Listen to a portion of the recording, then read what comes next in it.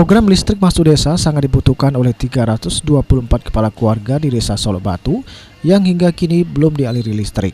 Untuk mendapatkan tenaga listrik, warga desa terpaksa harus menggunakan mesin genset dengan harus menanggung biaya BBM dan sewa mesin.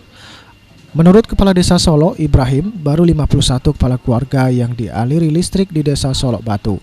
Itu pun harus patungan membeli tiang listrik sebesar 5 juta rupiah yang dibangun tahun 2015. Solok Batu itu 375. Untuk yang di dusun itu, dusun 3 Sungai Kelapa itu ada berapa? 120 Pak. 51. Sementara itu Camat Air Saleh Tamrin menjelaskan di Kecamatan Air Saleh hanya Desa Solok Batu yang belum dialiri listrik. Dia pun berharap agar PLN segera menjalankan program listrik masuk desa.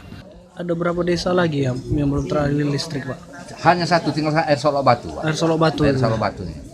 Upayanya, Pak? Hah? Upaya harapannya gimana, Pak? Upayanya supaya ya cepat direalisasikan lah untuk Air Solok Batu nih di ini pasang listrik ini. Oke. Sulaiman, PAL TV.